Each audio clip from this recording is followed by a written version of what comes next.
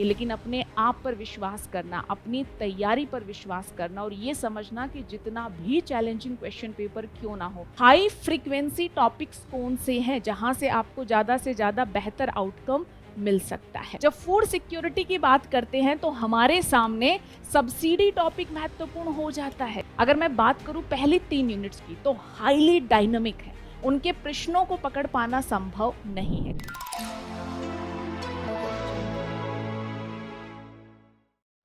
Good morning aspirants.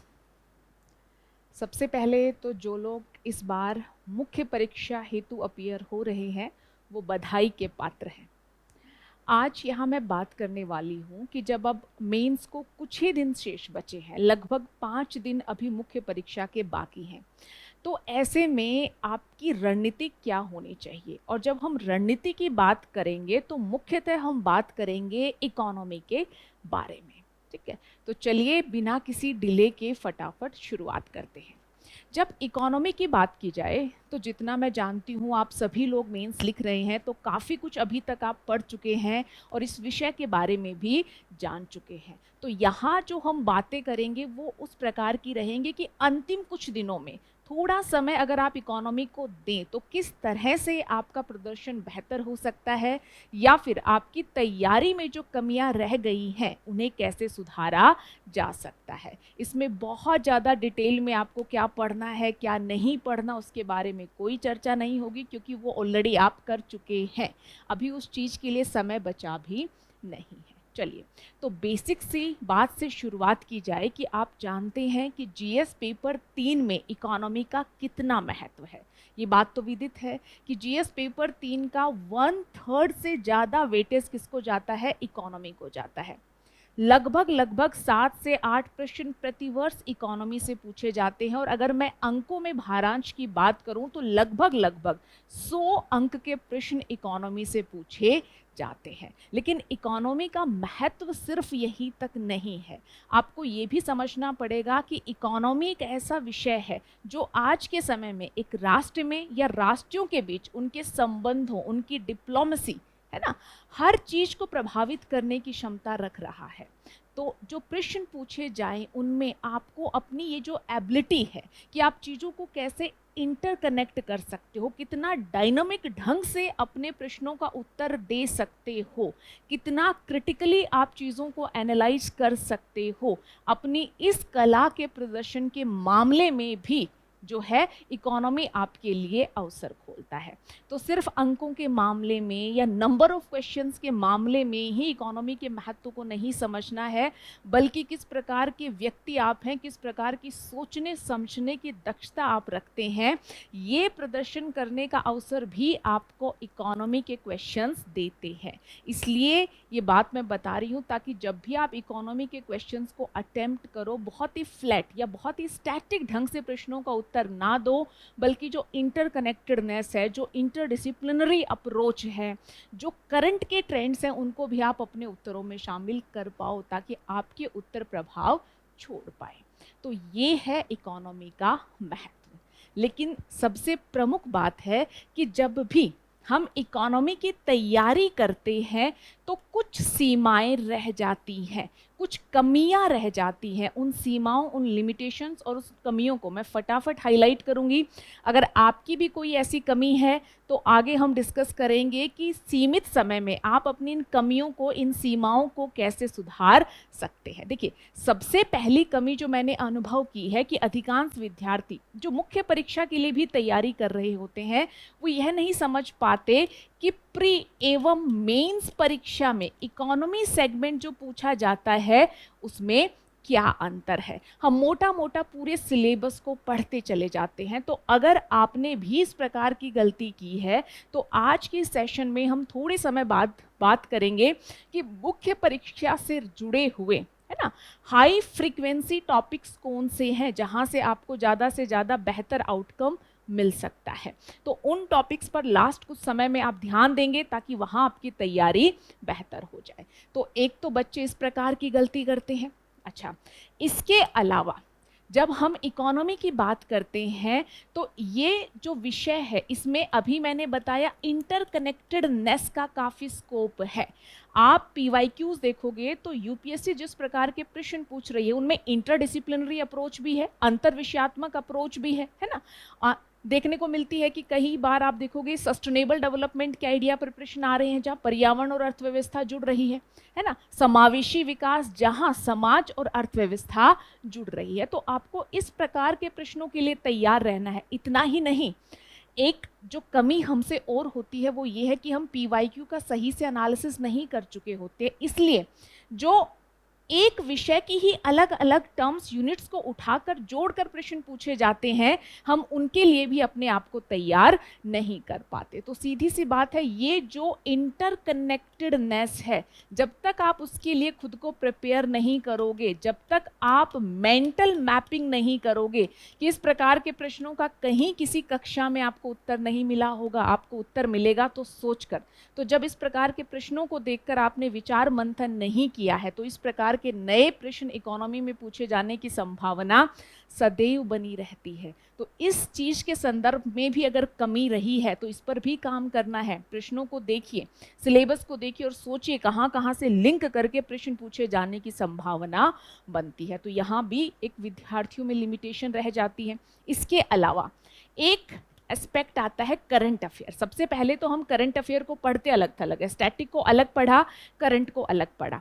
अगर current affair से कोई प्रश्न एज इट इज आ गया हम उत्तर देने की स्थिति में होते हैं, लेकिन अगर किसी सिंपल स्टैटिक पोर्शन से पूछे गए प्रश्न के उत्तर में आपको करंट अफेयर शामिल करना है तो इस मामले में हमसे चूक हो जाती है। ध्यान रहे, जब तक करंट अफेयर के एग्जाम्पल, डेटा, फैक्ट इत्यादि सब आपके उत्तर में नहीं होंगे, आपके उत्तर में क्वालिटी नहीं आएगी। आप एवरेज या औसत उत्तर तो लिख दोगे, लेकिन अबाव एवरेज प्रकार का उत्तर आप नहीं दे पाओगे, है ना। साथ ही अगला जो है, हम तैयार कर लेते हैं इकोनॉमी, हमें पॉइंट पता है, लेकिन पॉइंट्स को एग्जाम्पल्स के माध्यम से कैसे पुष्ट करें।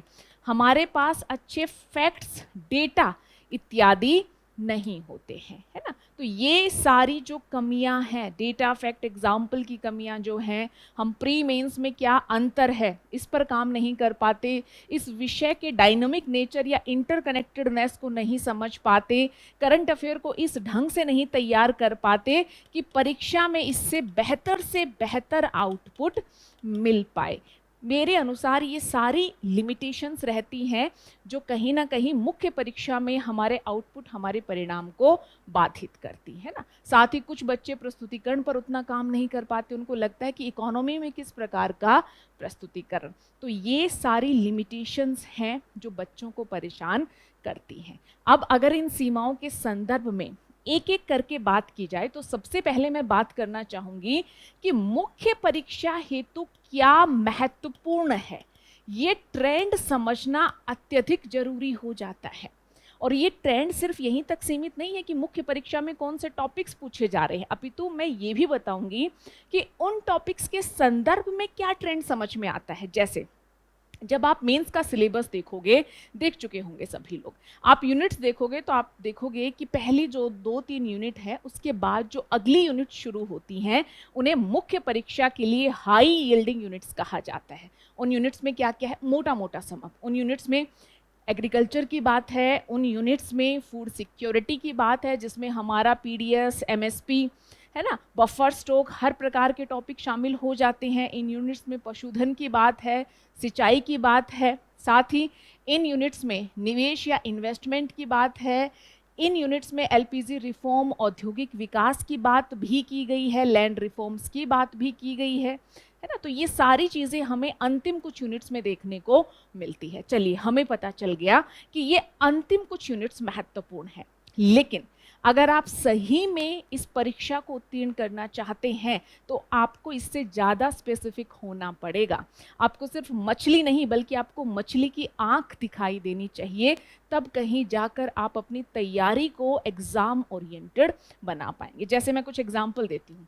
हम सब जानते हैं कि कृषि एवं खाद्य सुरक्षा जो टॉपिक है वो मुख्य परीक्षा के दृष्टिकोण से काफ़ी महत्वपूर्ण है। लेकिन किसी भी टॉपिक में यूपीएससी आपसे जो पूछती है वो क्या है, एक तो चिंता का विषय क्या है, कुछ एरिया ऑफ कंसर्न होते हैं, या कुछ इवॉल्विंग या जो है इवॉल्व होने वाले ट्रेंड्स होते हैं जहां से यूपीएससी आपसे प्रश्न पूछती है। जैसे अगर मैं कृषि की बात करूं तो कृषि में तकनीक या प्रौद्योगिकी का इस्तेमाल महत्वपूर्ण है, तो आप देखोगे यूपीएससी कृषि उत्पादन हो गया, विपणन हो गया, किसी से भी जोड़कर ई टेक्नोलॉजी या प्रौद्योगिकी को लिंक करके आपसे प्रश्न पूछ लेगी।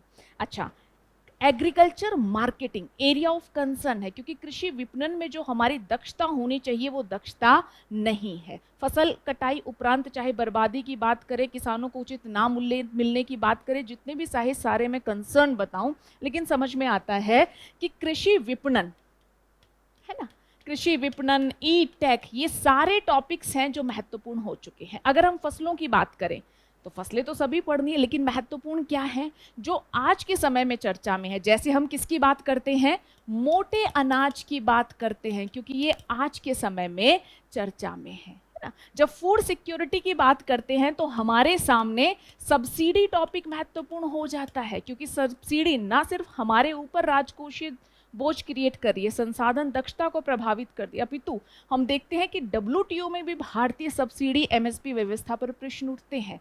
तो ओवरऑल तो फूड सिक्योरिटी महत्वपूर्ण है, लेकिन यहाँ पर भी क्या महत्वपूर्ण है, कौन से एरिया ऑफ कंसर्न है, क्या इवॉल्व हो रहा है, तो तकनीक इवॉल्व हो रही है। अच्छा, एरिया ऑफ कंसर्न क्या है, मार्केटिंग उतना अच्छा नहीं है, सब्सिडी हमें परेशान कर रही है।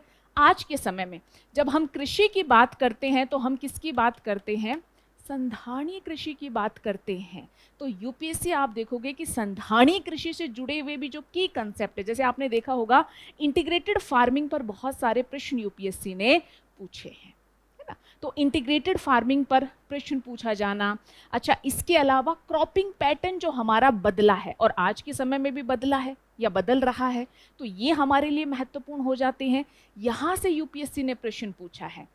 फूड सिक्योरिटी तो ओवरऑल इंपॉर्टेंट है, लेकिन इसमें भी लास्ट ईयर यूपीएससी ने बफर स्टॉक आधारित प्रश्न पूछा। क्यों पूछा, क्योंकि बफर स्टॉक चर्चा में रहा, इन्फ्लेशन को कम करने में कुछ खाद्यान्नों का, अनाजों का हमने बफर स्टॉक बनाया, वो काम आया, जिसके चलते बफर स्टॉक की प्रभावशीलता फिर से चर्चा में आ गई।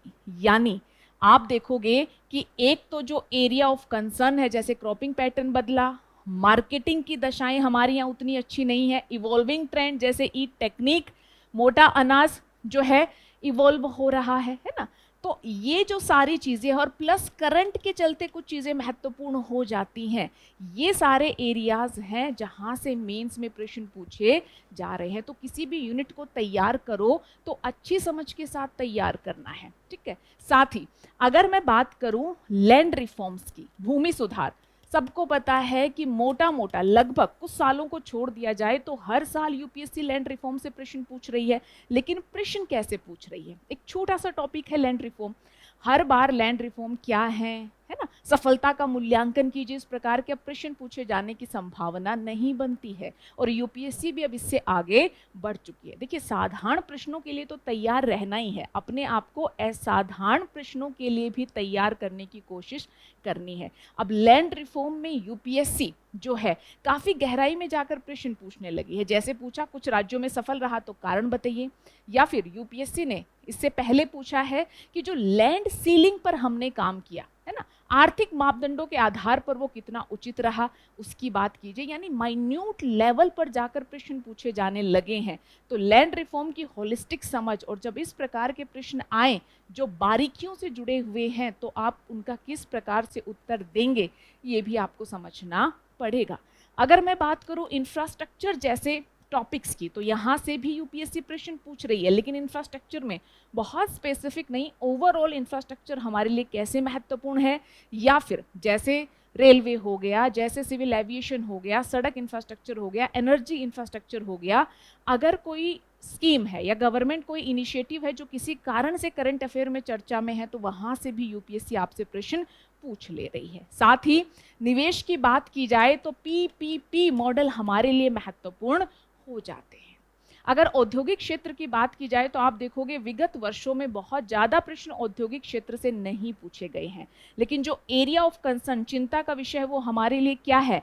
मैन्युफैक्चरिंग सेक्टर है, क्योंकि मैन्युफैक्चरिंग सेक्टर की जो जीडीपी में हिस्सेदारी है वो लगभग विगत 3.5 दशकों से स्थिर बनी रही है, वही 15, 16, 17% के आसपास। तो मैन्युफैक्चरिंग सेक्टर की हिस्सेदारी को बढ़ाना और मैन्युफैक्चरिंग आउटपुट में भी 36% के आसपास योगदान कौन दे रहा है? एमएसएमई। तो मैन्युफैक्चरिंग और उसमें भी एमएसएमई हमारे लिए महत्वपूर्ण हो जाता है। अब औद्योगिक क्षेत्र की बात करें तो आज के समय में हम नई औद्योगिक नीति की आवश्यकता पर बात करते हैं। तो ये जो डायनामिक तरह के टॉपिक हैं, ये जो सारी चर्चाएं हम करंट में सुनते हैं, जो एरिया ऑफ कंसर्न है, चिंता का विषय है, या जो इवॉल्व हो रही चीजें हैं, वहां से प्रश्न पूछे जाते हैं। तो कहने को तो ये ऐसे टॉपिक्स हैं जहां से मेंस में प्रश्न बनेंगे, लेकिन इनमें भी अगर हमें चूज करना हो तो हम किस प्रकार से कार्य करेंगे। अगर मैं बात करूं पहली 3 यूनिट्स की, तो हाईली डायनामिक है, उनके प्रश्नों को पकड़ पाना संभव नहीं है। कई बार यूपीएससी बड़े ही बेसिक स्टैटिक से प्रश्न पूछ देती है, राजस्व बजट, पूंजीगत बजट, है ना, जीडीपी कैलकुलेशन मेथड में बदलाव, या कई बार बहुत डायनामिक प्रश्न भी पूछे जा रहे हैं। तो आपको static as well as dynamic दोनों प्रकार के प्रश्नों के लिए खुद को तैयार रखना है। यहां पर भी करंट का ट्रेंड महत्वपूर्ण हो जाता है। लेबर एक इंपॉर्टेंट टॉपिक है ना, लेबर प्रोडक्टिविटी पर प्रश्न पूछे गए हैं, श्रम संहिताओं पर प्रश्न पूछे गए हैं। आज के समय में हम श्रम और एआई के संदर्भ में बात कर रहे हैं, तो आने वाले समय के लिए ये एक महत्वपूर्ण टॉपिक हो सकता है। इसी प्रकार से ओवरऑल जीडीपी कैलकुलेशन सब ठीक है, लेकिन एरिया ऑफ कंसर्न क्या है? बड़ा हिस्सा मोनेटाइज्ड नहीं है, अनौपचारिक है। तो ये जो एरिया ऑफ कंसर्न है ये हमारे लिए महत्वपूर्ण हो जाते हैं। और इन यूनिट्स में यूपीएससी की टर्म्स को जोड़कर प्रश्न भी पूछ रही है। समावेशी विकास को जोड़ दिया जाएगा, किसके साथ? कि क्या ये बाजार अर्थव्यवस्था में संभव है, या इस प्रकार की टर्म्स को जोड़कर आपके ओपिनियन, आपके विचार जानने की कोशिश की जा रही है। अगर बात की जाए मनी एंड बैंकिंग की, तो इन्फ्लेशन हमारे लिए चर्चा का विषय रहा। तो मौद्रिक नीति की प्रभावशीलता को, मुद्रास्फीति को नियंत्रित करने के संदर्भ में जोड़कर आपसे प्रश्न पूछा गया है। तो ये जो पहली 3 यूनिट्स हैं जिनमें हम संसाधनों की बात करते हैं, सरकारी बजट की बात करते हैं, समावेशी विकास से जुड़े हुए विषयों की बात करते हैं, ये तीनों यूनिट हाईली डायनामिक हैं। तो जो करंट के ट्रेंड है plus basic clarity about static आपके लिए महत्वपूर्ण हो सकती है। अब आप सोचेंगे कि हम तो पढ़ चुके हैं मैम, हम अब इतना सारा काम कैसे कर सकते हैं? देखिए, आपको कुछ नहीं करना, जो आपके पास अब कुछ दिन बचे हैं उनमें सिर्फ आपको ये करना है कि थोड़ा थोड़ा टाइम इकोनॉमी को देकर ये जो गैप्स रह गए हैं उनको फिल कर लीजिए। और ये मैं सिर्फ इसलिए बता रही हूँ कि जब आप इकोनॉमी को रिवाइज करें तो सिर्फ ये ध्यान ना दें कि ये टॉपिक मेंस के लिए इंपॉर्टेंट है, लेकिन इनमें भी क्या पूछे जाने की संभावना ज्यादा बनती है, उस पर केंद्रित होकर आप अपने रिवीजन को आने वाले समय के लिए बेहतर बना सकते हैं। ये बताने का उद्देश्य है। क्लियर है? जहां तक बात है कि अब अंतिम जो हमारे पास लगभग 5 दिन बचे हैं, इन 5 दिनों में हम क्या करें? तो देखिए, कुछ नया आप नहीं कर सकते। एक तो जो मैंने बताया है वो एरियाज ध्यान में रखकर अपने रिवीजन को प्रायोरिटाइज करें, प्राथमिकता का निर्धारण करें। दूसरी बात, जो शॉर्ट नोट्स आपने बनाए हैं उन शॉर्ट नोट्स को रिवाइज करो। और मैं ये उम्मीद करके चल रही हूँ कि आपके शॉर्ट नोट में क्या है, एक तो की कंसेप्ट, बेसिक अवधारणाएं लिखी हुई हैं ताकि फटाफट देखते आपको याद आ जाए, साथ ही डेटा फैक्ट इत्यादि है, और साथ ही एग्जाम्पल्स हैं और कुछ इंपॉर्टेंट पॉइंट्स हैं, है ना। ये सारी चीजें आपके नोट्स में होनी चाहिए, क्योंकि लास्ट में होलिस्टिकली पूरे टॉपिक को आप रिवाइज कर पाएं ये चीज़ संभव नहीं है। एक्चुअल में सारी चीज़ें हमें ध्यान रहती हैं, लेकिन कई बार कुछ कंसेप्ट, कुछ बिंदु, है ना, कुछ एग्जाम्पल्स इत्यादि को हम मिस कर जाते हैं। तो वही सारी चीज़ें आपके शॉर्ट नोट्स में होनी चाहिए, वहीं से आपको उठा के उन्हें फटाफट रिवाइज कर लेना है। जहाँ तक बात है ऐसे विद्यार्थियों की, अगर उन्होंने ऐसे शॉर्ट नोट्स नहीं बनाए हैं तो क्लियर सा सुझाव है, मीन्स 365 जैसी जो पत्रिकाएं आती हैं उनमें जो भी यूनिट है, यूनिट से पहले एक पेज में उस पूरी यूनिट का ब्रीफ ओवरव्यू दिया गया है। जैसे जीडीपी की बात करें तो जीडीपी के संदर्भ में, कृषि निर्यात की बात करें तो निर्यात के संदर्भ में, तो वो भी आपके लिए एक स्रोत का कार्य कर सकता है, उस स्रोत पर भी आप निर्भर रहकर आगे बढ़ सकते हो। ठीक है, साथ ही जो ऊपर मैंने बताया कि देखिए जो करंट अफेयर है उससे स्टैटिक से जरूर लिंक कीजिए। ये करते हुए जो भी आप शॉर्ट नोट्स रिवाइज करें उन्हें आपको रिवाइज करना है। साथ ही रिवाइज करते समय अगर आपने अभी तक ध्यान नहीं दिया एक बात पर तो उस पर ध्यान देना है। वो क्या है? प्रश्न उठाओ कि किस प्रकार के प्रश्न पूछे जा सकते हैं, किन यूनिट्स को किससे जोड़ा जा सकता है, ताकि आप मेंटली यूपीएससी के लेवल के प्रश्नों के लिए तैयार हो पाओ। देखिए चाहे आप जितना भी पढ़कर चले जाओ, अगर मैं कहूँ कि इकोनॉमी के 8 या 9 या 7 जितने भी प्रश्न पूछे जाएं सभी का उत्तर आपने एज इट इज कहीं पढ़ा होगा, तो मैं कहती हूँ कि ये सिर्फ एक भ्रम है। आपको कुछ ना कुछ उस समय क्रिएट करना पड़ेगा, आपको पॉइंट्स क्रिएट करने पड़ेंगे कुछ प्रश्नों में, वहीं पर एग्जाम हॉल में प्रश्न को समझकर। तो उस चीज के लिए अभी से आप अपने आप को मेंटली तैयार करो। तो जो सिर्फ लिखा है उसे रटना ही नहीं, अपने आप को मेंटली तैयार करना भी इन 5 दिनों के लिए काफी महत्वपूर्ण हो जाता है। और साथ ही देखिए जितना भी आप पढ़ रहे हैं, चाहे आपने हाई यील्डिंग एरियाज निकाल लिए, जितना मैंने डायनामिक तरीके से बताया, आपने पता कर लिया कि हाँ इस प्रकार के टॉपिक से पूछा जा सकता है, आपने मेंटल प्लानिंग भी कर ली। लेकिन अंत में जब तक ये सारी चीजें आपके उत्तर लेखन का हिस्सा नहीं बनेंगी तब तक आपको परिणाम नहीं मिलेगा। अब ऐसा तो है नहीं कि इस 5 दिन में आप कुछ टेस्ट लिखने वाले हैं, आपका उत्तर लेखन सुधर जाएगा, नहीं, जो है वो उसी स्थिति में रहेगा। लेकिन हाँ, मैं कुछ छोटी छोटी बातें जरूर बता सकती हूँ जिनसे आपको कुछ ना कुछ मदद जरूर मिल जाएगी। जैसे सबसे पहले तो करना क्या है, सीधा प्रश्न को देखते ही उत्तर लिखना शुरू नहीं करना है। कुछ समय के लिए, कुछ सेकंड के लिए प्रश्न को पढ़ो, समझो और अपने दिमाग में उसकी स्ट्रक्चरिंग क्रिएट करो। एक तो ये टिप है। दूसरा, इंट्रो को लेकर, परिचय को लेकर और निष्कर्ष को लेकर थोड़ी क्लैरिटी रखो, हर सब्जेक्ट को लेकर क्लैरिटी रखो। जैसे अगर हम इकोनॉमी की स्पेसिफिकली बात कर रहे हैं तो इकोनॉमी में किस प्रकार के प्रश्न पूछे जाते हैं, है ना, उनमें कैसी कैसी इंट्रोडक्शन आ सकती है। जैसे इकोनॉमी में हम की कंसेप्ट को क्लियर कर सकते हैं, जैसे अगर इंटीग्रेटेड फार्मिंग पूछा बता दो है क्या, फसल प्रतिरूप पूछा बता दो है क्या, कि कंसेप्ट को क्लियर कर सकते हैं। डेटा फैक्ट इत्यादि को शामिल कर सकते हैं। करंट में कोई चीज़ किसी कारण से ट्रेंड में है, चर्चा में है, हम करंट रेफरेंस भी शामिल कर सकते हैं। अगर कोई टॉपिक ऐसा है तो हम उसका बैकग्राउंड, लैंड रिफॉर्म तो क्या है, लैंड रिफॉर्म किस प्रकार के रहे, थोड़ा सा उसके बारे में बता सकते हैं। तो बेसिकली मैं सिर्फ ये चाहती हूँ कि मेंटली आपको ये पता हो कि ये सारे तरीके हैं जिनका इस्तेमाल परिचय लेखन में किया जा सकता है। फिर आपके पास जो जानकारी है और प्रश्न की जो मांग है, दोनों में तालमेल बिठाइए और अपने लिए सही परिचय का चयन कीजिए। परिचय को बहुत लंबा नहीं खींचना है, टू द पॉइंट, और परिचय और कंक्लूजन दोनों में आप कुछ क्वालिटी दें, ये महत्वपूर्ण हो जाता है। तो एक तो ये सुझाव है। साथ ही देखिए इकोनॉमी की अगर मैं बात करूं तो बिंदु लेखन विधि काफ़ी महत्वपूर्ण हो जाती है।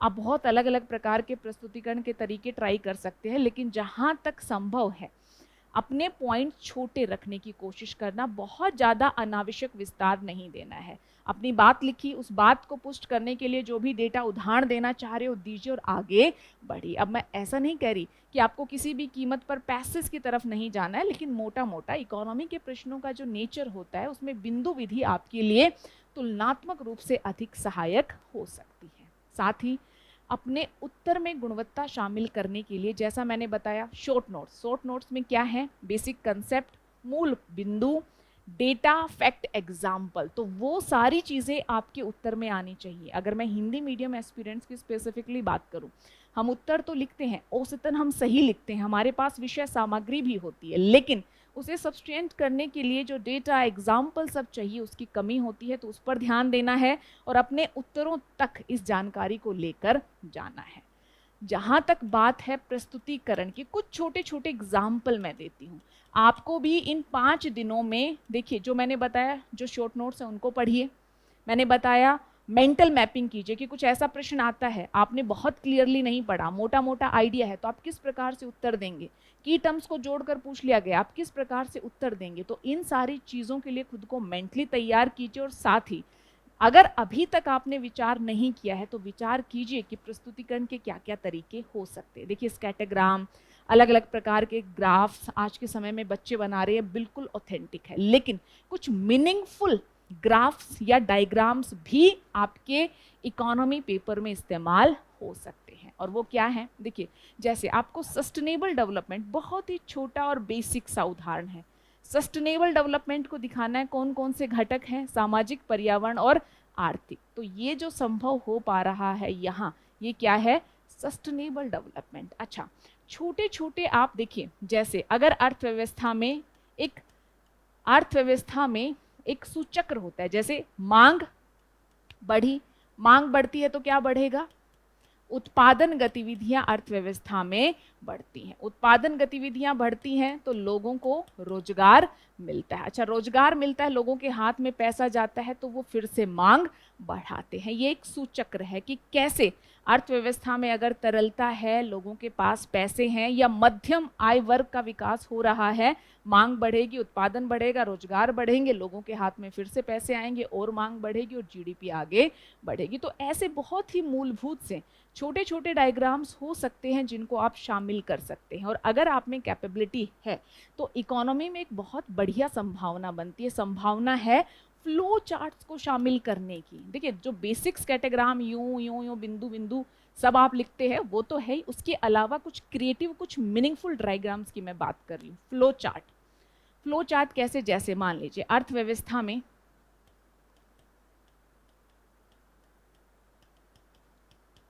दरों में, नीतिगत दरों में वृद्धि, मान लीजिए आरबीआई द्वारा नीतिगत दरों में वृद्धि की जाती है ना।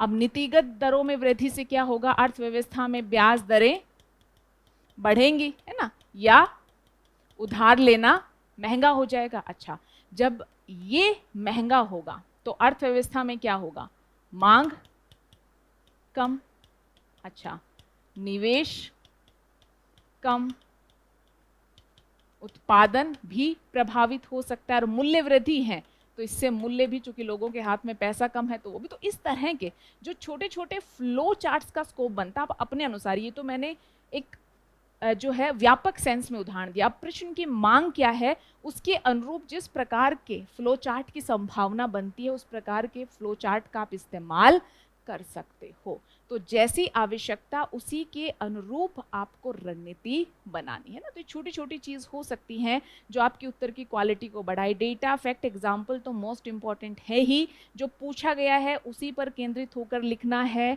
जब भी आप उत्तर लिखें तो बिंदुओं में प्राथमिकता होनी चाहिए कि इस पर्टिकुलर क्वेश्चन के अकॉर्डिंग ये सबसे महत्वपूर्ण है और ये तुलनात्मक रूप से कम महत्वपूर्ण है। तो यही सारी छोटी छोटी बातें हैं जो आपको उत्तर लेखन में ध्यान देनी है।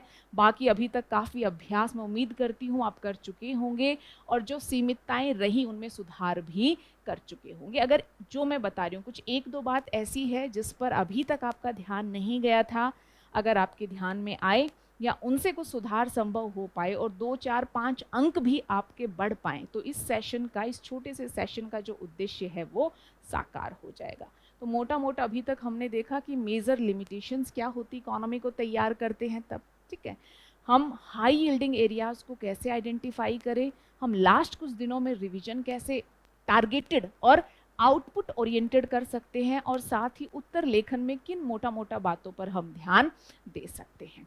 अब अगर मैं बात करूं कि अंतिम दिन आपको क्या करना है, या डी डे या परीक्षा के दिन आपकी रणनीति क्या होनी चाहिए, तो देखिए परीक्षा के दिन की रणनीति का निर्धारण परीक्षा के दिन तो होता है लेकिन उससे पहले ही शुरू हो जाता है। अगर आपकी तैयारी सही जा रही है, आपके पास शॉर्ट हैंडी नोट्स हैं, आप प्रॉपर रिवाइज करके जा रहे हैं, तो आपको किसी प्रकार की परेशानी नहीं आएगी, ज़्यादा नर्वसनेस, ज़्यादा चिंता आपको नहीं घेरेगी। बस काम ये करना है कि चाहे इकोनॉमी या जो भी सब्जेक्ट है, आप प्रॉपर जैसे जैसे सही स्ट्रैटेजी है वैसे लास्ट के कुछ दिनों में काम कीजिए।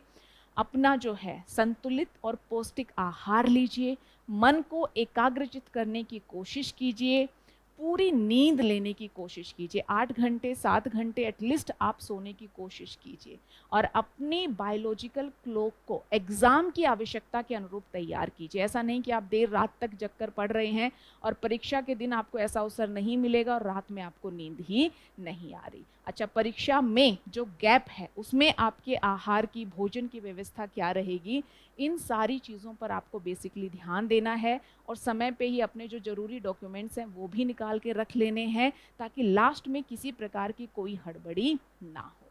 परीक्षा हॉल की सही सटीक जानकारी होनी चाहिए। जहाँ तक बात है, आप परीक्षा हॉल में पहुँच गए, आपके सामने किसी भी प्रकार का प्रश्न पेपर आता है, सबसे पहले घबराना नहीं है। क्यों नहीं घबराना है? अगर किसी भी प्रकार का चैलेंज है, चाहे जिस भी पेपर में है, इंक्लूडिंग ऐसे, एथिक्स, कोई भी पेपर, वो चैलेंज सिर्फ आपके लिए नहीं है, वो चैलेंज सबके लिए है।